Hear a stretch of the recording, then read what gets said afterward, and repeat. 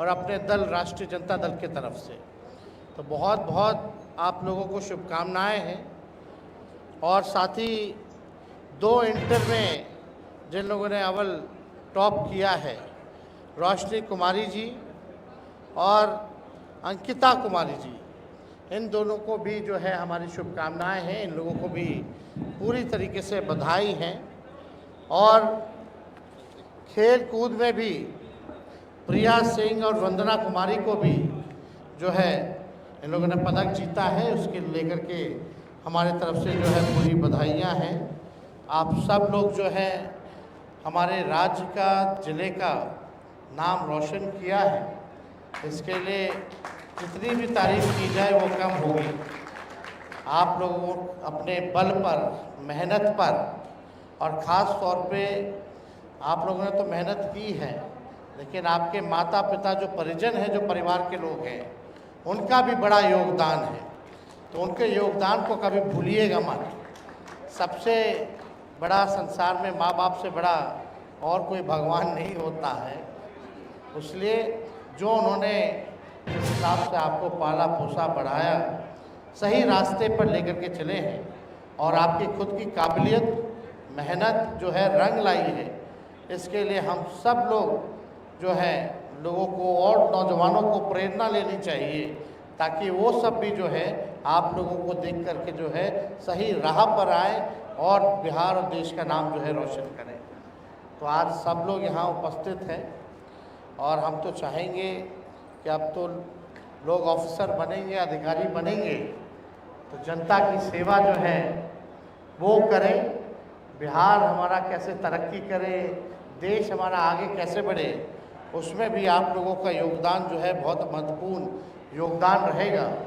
और जो संविधान जो है, संविधान की ज़रूर रक्षा आप लोग करने का काम कीजिए। जो कॉन्स्टिट्यूशन है उसको आप लोग जो है एकदम सबसे पहले रखिए।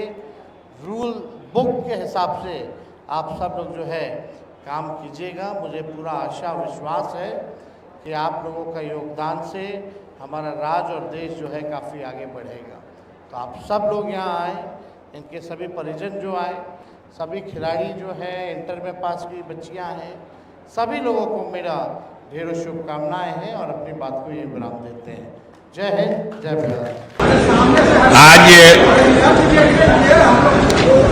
आज इस अधिवक्ता समागम के अध्यक्ष और जनता दल यू के विधि प्रकोष्ठ के अध्यक्ष महोदय, यहाँ पर उपस्थित हमारे जनता दल यू के प्रदेश अध्यक्ष उमेश जी, हमारे अग्रज और वरिष्ठतम मंत्री आदरणीय श्री विजेंद्र बाबू, हमारे साथी मंत्री श्री अशोक चौधरी जी, यहाँ पर उपस्थित हमारे सभी मंत्रीगण, सुनील जी हैं, पूर्व मंत्री श्याम जी हैं, और हमारे विधायक साथी हैं, संजय गांधी जी हैं, ललन सलाख जी हैं, और हमारे बहुत सारे साथी पार्टी के वरिष्ठ नेतागण उपस्थित हैं।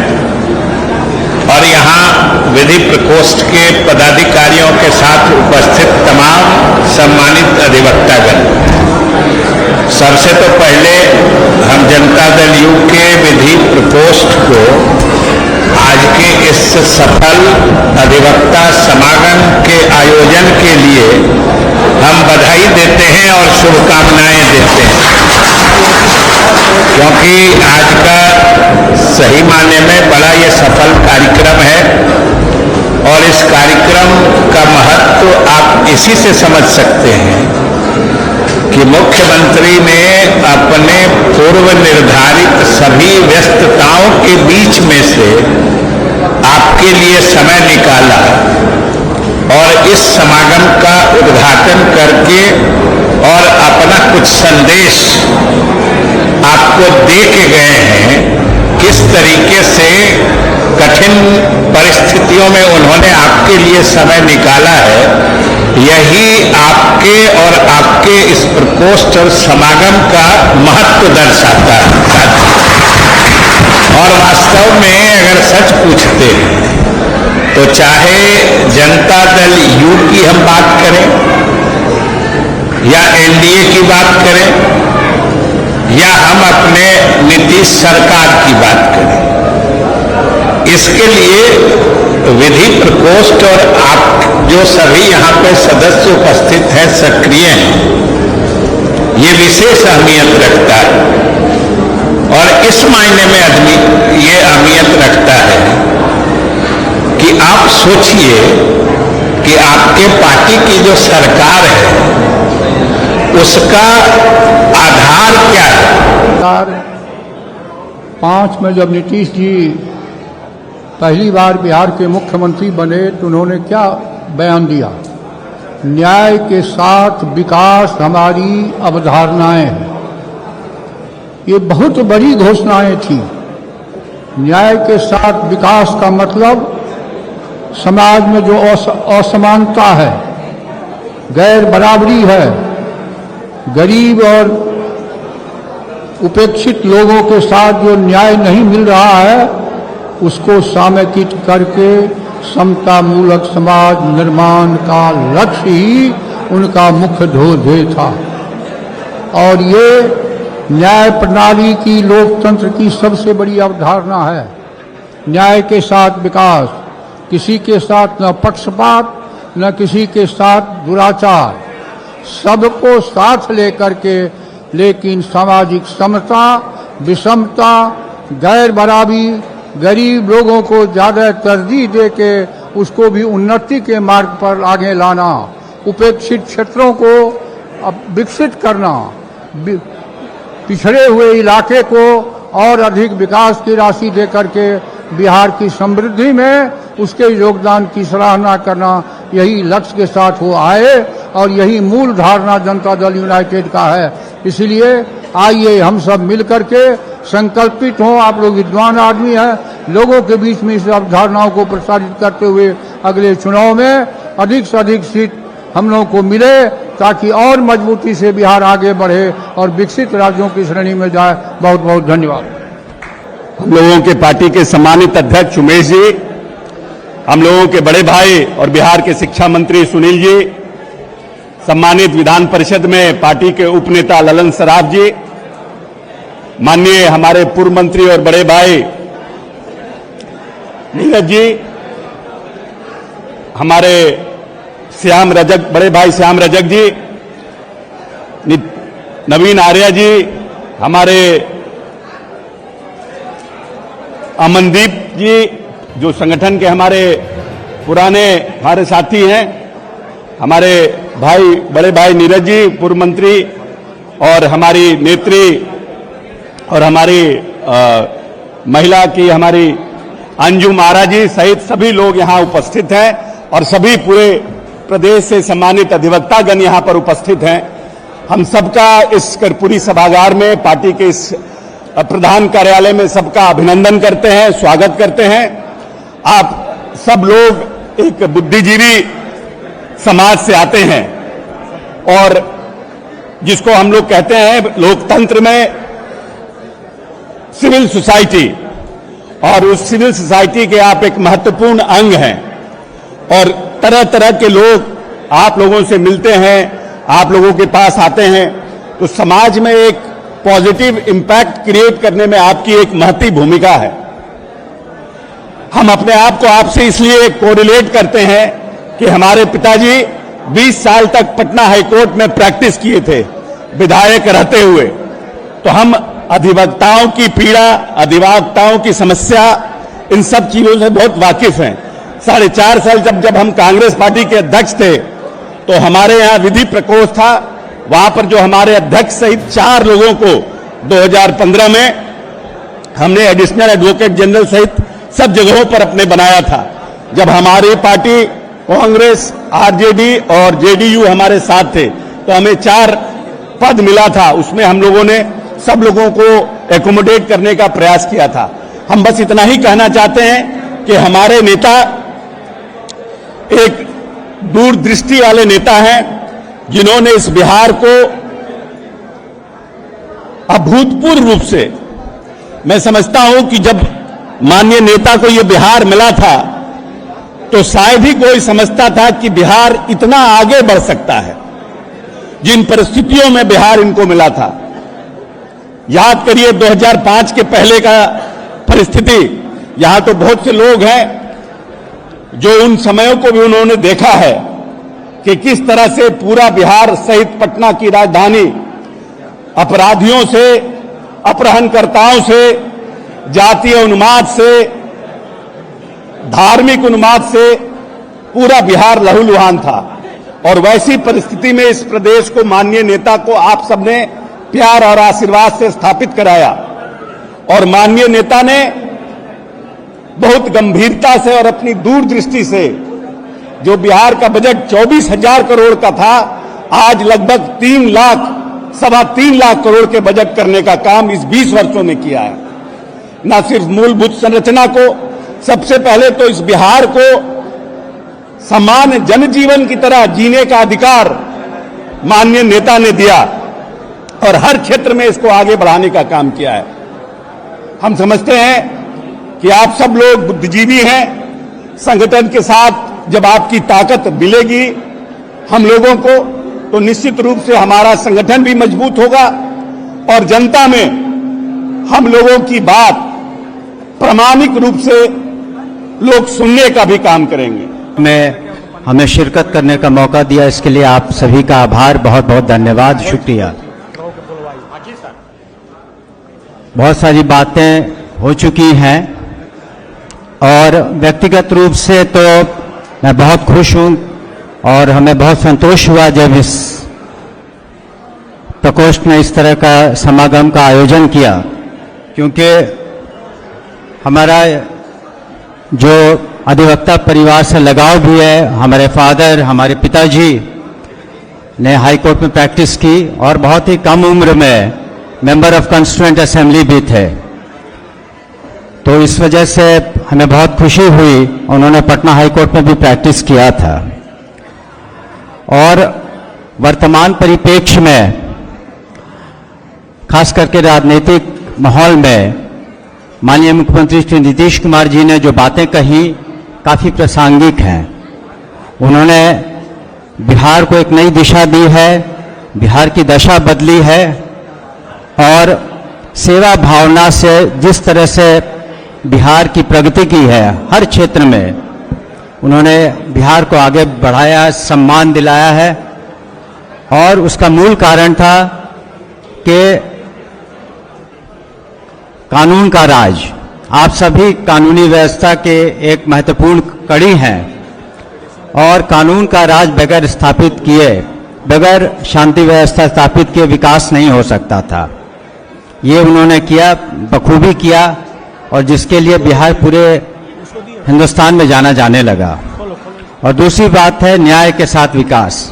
यहाँ भी उन्होंने न्याय शब्द का इसलिए इस्तेमाल किया क्योंकि वो समाज के सभी तबकों को साथ लेकर के चलना चाहते थे। समाज के हर तबके का उन्होंने विकास किया और साथ ही साथ हमारा संगठन, हमारी पार्टी भी बढ़ी और एनडीए की सरकार आज मजबूती के साथ खड़ी है और आने वाले चुनाव में हम सभी उम्मीद करते हैं कि आप अपना सहयोग देंगे।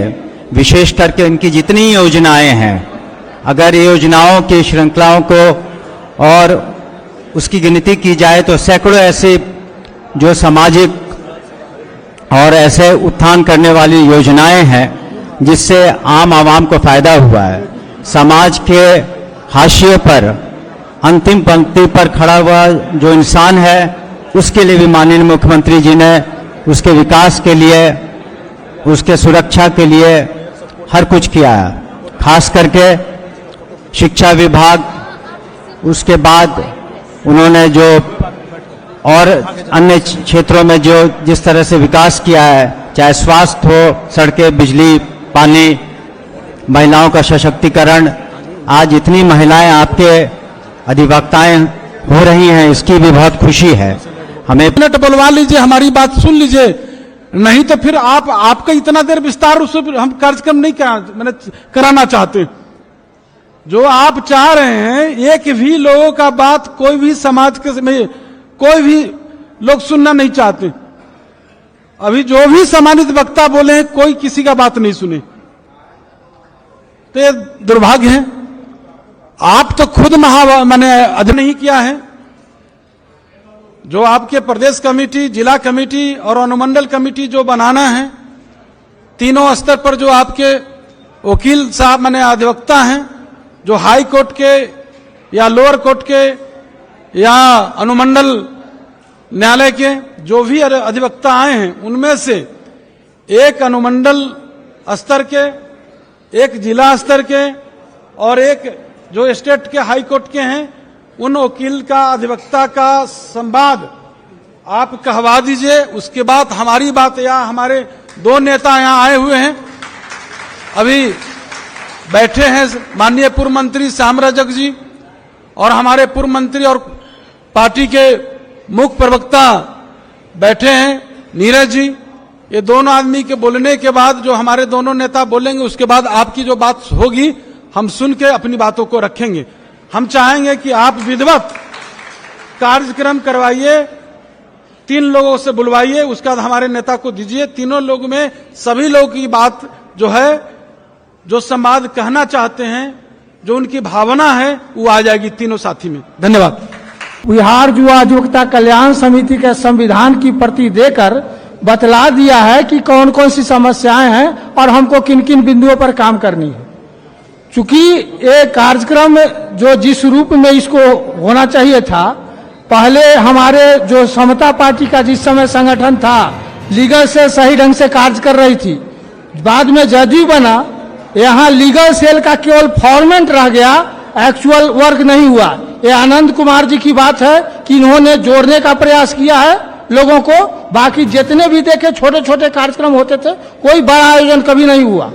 अंजू महाराज जी हम लोग के प्रैक्टिस के समय से अभी तक जुड़े हुए हैं, ये सारे चीज जानते हैं। पूरे बिहार भर में हमारी शाखाएं हैं, हर जगह लोग हैं, सारे समस्या से ग्रसित होकर आए हैं और जो हमारी समस्याएं हम किताब के रूप में दे चुके हैं। इसलिए आपसे हमसे बड़ा भारतीय संविधान में कोई इंटेलेक्चुअल नाम नहीं है। अगर हाईली इंटेलेक्चुअल संबोधन है तो अधिवक्ता कैडर का है।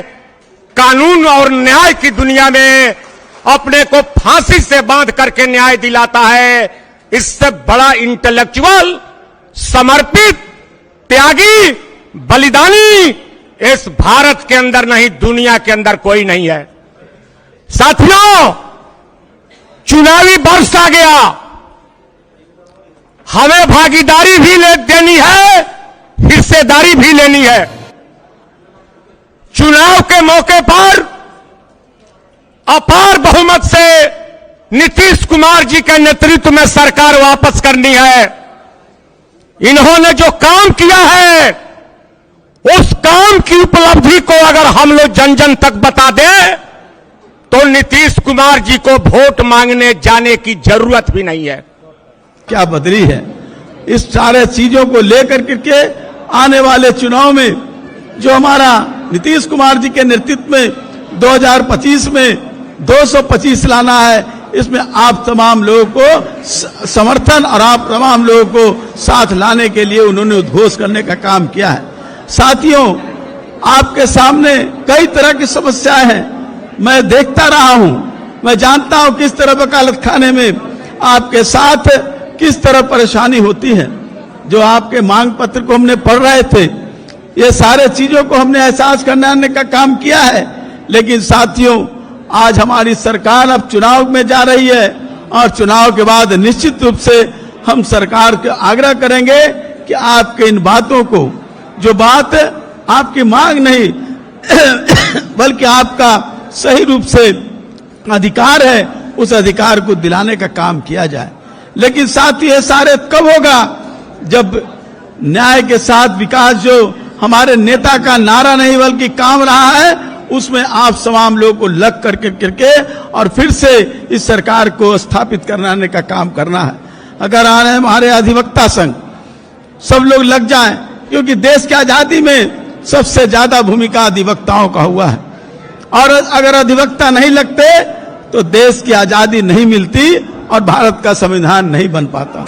और भारत का संविधान बना तो एक अधिवक्ता डॉक्टर भीमराव अंबेडकर जिन्होंने आपके ही वर्ग के जिन्होंने संविधान बनाने का काम किया और आपके संविधान बना करके अधिवक्ताओं के मान और सम्मान को स्थापित करने का काम किया। जब देश की दूसरी लड़ाई चली जा रही थी, इसमें ललन सराफ जैसे लोग और हम लोग जैसे लोग जेलों के शिकंजों में थे, उस समय भी सबसे ज्यादा अधिवक्ताओं ने अपनी भूमिका अदा करने का काम किया था। लेकिन आज जब नीतीश कुमार 2005 में आए, उसके पहले क्या स्थिति थी? नीतीश कुमार जी के वकील बनकर के पूरे बिहार के गांव-गांव में जाकर के नीतीश कुमार जी की उपलब्धियों को बताएंगे। अब बाकी सब फिट-फाट है, कहीं दिक्कत नहीं। 2025 से 30 फाइनल है। अरे हमारा नेता को क्या क्या अवार्ड मिला है मालूम है? संयुक्त राष्ट्र संघ के राउंड टेबल कॉन्फ्रेंस में नीतीश कुमार जी को क्लाइमेट लीडर कहा, नीतीश कुमार जी को ग्लोबल थिंकर कहा गया है। और जिससे मुकाबला हमको है वो 4 बरिस से घोटाला करे लगा है। 4 बरिस में उम्र घोटाला तेजस्वी किया। और कितना पढ़ा लिखा आप लोग जानते हैं ना? कितना पढ़ा लिखा है जानते हैं कि नहीं? हाँ तो आप बोलिएगा आप लोग। हमको बोलने में खराब लगता है, क्योंकि सर्राफ साहब के 74 आंदोलन के सहयोगी हैं और उनका बेटा 8वें 9वां पास करता है तो खराब भी लगता है। क्रिकेट घोटाला, उम्र घोटाला, सैलरी घोटाला, 7 घोटाला तेजस्वी यादव इस उम्र में आप पर आरोप एकदम अनुलग्नक के साथ प्रमाणित है। इसलिए इस बिहार को अगर बचाना है तो 25 से 30 फिर नीतीश जी को विद्वान अधिवक्तागण और मंच पे उपस्थित हमारे तमाम साथीगण, आप सभी का इस समागम कार्यक्रम में हार्दिक अभिनंदन करती हूं। आप सभी का मैं स्वागत करती हूं। सुबह से कार्यक्रम चल रहा है, अब बहुत 1-2 वक्ता बचे हुए हैं और मुझे पूरा विश्वास है कि हमारे तमाम अधिवक्ता साथीगण धैर्यपूर्वक और शांति से बातों को सुनेंगे, क्योंकि माननीय प्रदेश अध्यक्ष महोदय का संबोधन आप लोगों के समक्ष होना है। मैं सबसे पहले डॉक्टर आनंद कुमार सर को मैं बधाई दूंगी, शुभकामना दूंगी अध्यक्ष बनने के अवसर पे, और मैं साथ ही साथ अपने आदरणीय प्रदेश अध्यक्ष श्री उमेश कुशवाहा सर को हार्दिक मैं धन्यवाद दूंगी, आभार प्रकट करूंगी, क्योंकि विधि प्रकोष्ठ जो है कुछ दिनों से, कुछ 1-2 सालों से वो गठन नहीं हो पाया था। सर, आपने इस प्रकोष्ठ का गठन करके वाकई में आपने हम लोग को एहसास कराया कि जो हमारी समाज में महत्वपूर्ण भूमिका थी, हमारी पार्टी, हमारे नेता इस चीज को रिकॉग्नाइज करते हैं। देखिए, जो वकील समाज होता है ना, वो सिर्फ कानून के प्रावधानों को जीवंत ही नहीं करता, बल्कि वो अपने करेज से, कमिटमेंट से और अपनी मोरालिटी से समाज को एक नया डायरेक्शन, नया डायमेंशन में ले जाता है। ये हकीकत है। वकालत सिर्फ एक पेशा ही नहीं, बल्कि ये लोकतंत्र की मजबूत रीढ़ है। 4 स्तंभ तो हमारे हैं ही ना, जुडिशरी, लेजिस्लेटिव बॉडी, पत्रकारिता को भी हम कहते हैं एग्जीक्यूटिव बॉडी, लेकिन वकालत पेशा डेमोक्रेसी की बहुत बड़ी बैकबोन है। तो जब हम डेमोक्रेसी की बात करते हैं तो ये हमें समझना होगा कि लोकतंत्र की जब हम बात करते हैं तो चुनाव इसका जो है बहुत महत्वपूर्ण एक आयाम है।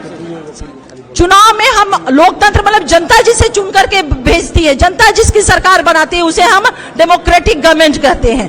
तो इसमें हमारा बहुत अहम रोल है और हम लोगों तो बहुत ही ज्यादा सेंसिटिव तथ्यों को या परिस्थितियों को एनालिसिस करने वाला हमारा वर्ग है। मैं हमेशा इस बात को कहती हूं कि मैं जन्म से अल्पसंख्यक हूं, जन्म से महिला हूं, जन्म से अति पिछड़ा समाज घर में मैंने पैदा लिया है, लेकिन मैं विधि प्रकोष्ठ से इसलिए जुड़ी हूं क्योंकि हमने अपने कर्म से, अपने मेहनत से हमने अपने वर्ग को बनाया, हमने अपने वर्ग को अधिवक्ता वर्ग जिसे हम कहते हैं। तो 2005 के पहले का बिहार क्या था ये हम सभी जानते हैं। माननीय मुख्यमंत्री श्री नीतीश कुमार जी को 2005 में बिहार की आवाम ने एक ऐसा बिहार सौंपा जो राष्ट्रीय पटल पे हमें पता है कि किस लिए जाना जाता था। अराजक बिहार, अपराध के लिए जाना जाने वाला बिहार, एक अंधकार में बिहार हमारे आदरणीय नेता को बिहार की आवाम ने सौंपा था। लेकिन हमारे माननीय मुख्यमंत्री श्री नीतीश कुमार जी ने कभी भी उन्होंने उस अंधेरे को कोसा नहीं, बल्कि उन्होंने अपने न्याय के साथ सबका विकास का जो संकल्प रहा और कानून के साथ कानून का राज स्थापित करने के संकल्प के साथ उन्होंने एक ऐसी रोशनी इस बिहार में, एक ऐसा चिराग उन्होंने बिहार में जलाया जो न सिर्फ बिहार को बल्कि राष्ट्र को भी, देश को भी बहुत सारे मामले में मार्ग प्रशस्त किया और मॉडल स्टेट के रूप में स्थापित हुआ है। तब ऐसी स्थिति में और 2025 हम लोगों की पार्टी का, हमारे गठबंधन का संकल्प है 2025 से 2030 फिर से नीतीश, तो हमारी भूमिका बहुत ही अहम हो जाती है क्योंकि कानून का राज और न्याय के साथ सबका विकास, ये हमारी पार्टी और हमारे नेता का संकल्प रहा है। आप लोगों से मैं ये जरूर कहना चाहूंगी कि हम पॉलिटिकल पार्टी है और हर पॉलिटिकल पार्टी का उद्देश्य होता है कि मैक्सिमम एमपी कैसे जिताया जाए, एमएलए कैसे जिताया जाए और एमएलसी कैसे बनाया जाए। निश्चित रूप से हमारा भी उद्देश्य है, लेकिन ये देश की पहली ऐसी पार्टी है जनता दल यूनाइटेड और हमारे आदरणीय नेता श्री नीतीश कुमार जी ऐसे राजनेता है जिन्होंने समाज में जो बुराइयां थी जिसके खिलाफ हम आप सब लड़ते हैं, वकालत खाने में, कोर्ट में वकालत करते हैं, चाहे डॉरी के खिलाफ मामला आए, बच्चों के खिलाफ मामला है, महिलाओं के उत्पीड़न से संबंधित मामला है, इसके खिलाफ हम लड़ाई लड़ते हैं। हमारे माननीय मुख्यमंत्री नीतीश कुमार जी इन सभी बुराइयों के खिलाफ उन्होंने एक लंबी लड़ाई छेड़ी, एक लंबी लकीर खींची, डॉरी प्रोविजन को लेकर के, फीमेल फीटिसाइड को लेकर के, चाइल्ड मैरिज को लेकर के। तो हम देखते हैं कि हमारे आदरणीय नेता नीतीश कुमार जी ने जो समाज में, कॉन्स्टिट्यूशन में इक्वालिटी की अवधारणा रही, समाज में जो समानता की बात थी, चाहे वो समानता राजनीतिक हो, आर्थिक हो, सामाजिक हो या विभिन्न बिंदुओं पे उन्होंने काम किया। डिप्राइव सेक्शन के लिए, दलित समाज के लिए, विमेन एम्पावरमेंट की दिशा में तो हमारे आदरणीय नेता ने एक लंबी लकीर खींची है। तो ये सारे काम हो रहे हैं। तब हम अधिवक्ता साथियों का, देखिए आप लोगों से गुजारिश है कि कृपया करके कुछ देर और बचा है, सुने। तब ऐसे में हमारा क्या दायित्व हो जाता है, हम बीइंग एडवोकेट, ये हमारी ड्यूटी बनती है, मोरल ड्यूटी, समाज के प्रति ड्यूटी हमारी बनती है कि 2025 में हम अब पार्टी की नीतियों को जन जन तक पहुंचाएं। साथ ही साथ हम अधिवक्ता जब अपने क्लाइंट से मुखातिब होते हैं तो ये बात सच है कि जो मुवक्किल हमारे पास आता है वो दुख में होता है, तो उस मुवक्किल से हम अधिवक्ताओं का एक दुख का रिश्ता होता है, उस अपने मुवक्किल को, क्लाइंट को हम दुख से बाहर निकालते हैं। तो एक बड़ा इमोशनल, बड़ा स्ट्रॉन्ग इमोशनल रिश्ता होता है एडवोकेट का और क्लाइंट का। तो मुझे नहीं लगता कि उससे ज्यादा कोई स्ट्रॉन्ग रिश्ता होता होगा। तो हम लोगों का ये दायित्व बनता है कि हम लोगों तक, अपने क्लाइंट तक, और जो क्लाइंट भी हमारा होता है ना, वो कोई कमजोर नहीं होता है, या तो एक कानून का उल्लंघन करने वाला होता है और दूसरा जो क्लाइंट होता है, जो विक्टिम होता है, वो उस अत्याचार को बर्दाश्त करने वाला नहीं होता, वो लड़ने वाला होता है। तो ये दोनों जो क्लाइंट होते हैं ना, वो समाज के बड़ा मजबूत लोग होते हैं। उल्लंघन करने वाला भी ब्रिलियंट होता है और उस अपराध के खिलाफ लड़ने वाला का भी इच्छा शक्ति बड़ा मजबूत होती है। तो हम लोगों के पास ये लोग आते हैं, हम लोग अपनी बातों को मजबूती से कहें और अपनी पार्टी के, अपने नेता की नीतियों को पहुंचाएं।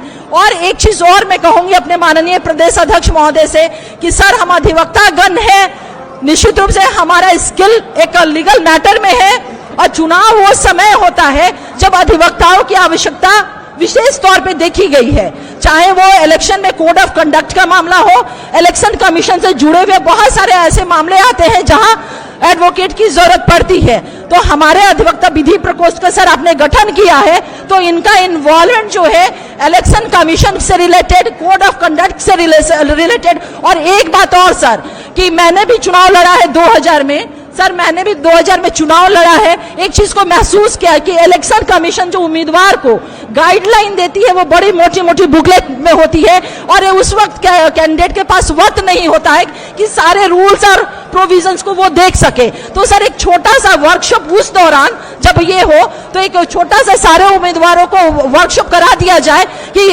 इलेक्शन कमीशन ने क्या क्या गाइडलाइन दिए हुए हैं। मैं अपनी बातों को अब खत्म करूंगी ये कह करके अपने तमाम अधिवक्ता साथियों से कि हम सब हमारे आदरणीय नेता ने जो काम किया है, जो परिवर्तन किया है, डिप्राइव सेक्शन के लिए जो बदलाव लाया है, विकास की मुख्य धारा से जोड़ा है, इन तमाम बिंदुओं पे हम लोगों तक जाए, गांव-गांव तक जाए, अपनी बातों को पहुंचाए। और मैं यही बातें अपने खत्म करके एक चीज और मैं जोड़ना चाहती हूं। अभी पीछे में मेंबरशिप ड्राइव चल रहा है, तो अपने साथियों से मैं कहना चाहती हूं कि जनता दल यूनाइटेड का जो कॉन्स्टिट्यूशन है, संविधान है, उसमें यह प्रावधान है कि किसी भी अगर पार्टी के पद पे रहना है या पदधारक बनना है या गतिविधि में रहनी है तो उनका क्रियाशील सदस्य होना जरूरी है। कि उस मंदिर को मंदिर बनाने वाले आप अधिवक्तागण हैं और आज आप लोग से रूबरू होकर मुझे काफी प्रसन्नता हो रही, विशेष तौर पर इसलिए प्रसन्नता हो रही है कि अदालत रूपी न्याय के मंदिर में खड़ा होने वाले आप ही सभी सम्मानित अधिवक्तागण हैं।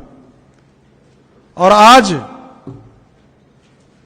हमारे पार्टी जनता दल यूनाइटेड की इस कर्पूरी सभागार में आए हैं, उपस्थित हुए हैं। आप चाहे तो इसको न्याय के साथ विकास का मंदिर भी कह सकते हैं, इस कर्पूरी सभागार को। यह हम लोग के लिए गर्व का बात है, गर्व का विषय कि हम लोग के नेता माननीय मुख्यमंत्री नीतीश कुमार जी के अथक प्रयास से, उनके कठिन तपस्या से जो आज न्याय के साथ विकास का जो मंदिर खड़ा हुआ है, और हम लोग उनके युग में हैं, उनके नेतृत्व में हम लोग को काम करने का अवसर मिला है। जो नए बिहार के विश्वकर्मा, बिहार के यशस्वी मुख्यमंत्री श्री नीतीश कुमार जी, हमें पूरा विश्वास है कि हमारे विधि प्रकोष्ठ के प्रदेश अध्यक्ष डॉक्टर अनंत कुमार जी और आप उपस्थित सभी सम्मानित अधिवक्तागण हमारे नेता के संकल्पों को, नेता के संघर्षों को आप ताकत देने का काम करेंगे, उसको आगे बढ़ाने का काम करेंगे, हमें पूरा पूरा विश्वास है। साथियों, मैं विधि प्रकोष्ठ के प्रदेश अध्यक्ष और तमाम आप उपस्थित साथियों जो अधिवक्तागण हैं, मैं विशेषतर आप लोग को बहुत बहुत बधाई और साधुवाद देता हूं कि गठन नहीं हुआ, इन्होंने जारी नहीं किया, चाहे प्रदेश की कमेटी हो, चाहे जिला की कमेटी हो, चाहे अनुमंडल की कमेटी हो, लेकिन जिस तरह आप लोग का शानदार उपस्थिति आज हुआ है और आज इस कार्यक्रम का जो आगाज आप लोगों ने किया है, मुझे पूरा विश्वास है कि इसका जो अंजाम होगा उसका अनुमान अच्छी तरह हम जानते हैं, बहुत बेहतर होगा। साथियों, मंचासीन सभी सम्मानित नेताओं ने अपने संबोधन में कहा है, सब लोग ने 2025 में 2 से 25 फिर से नीतीश, इस संकल्प के बारे में सब लोग ने बताया है। आपके भी जो साथी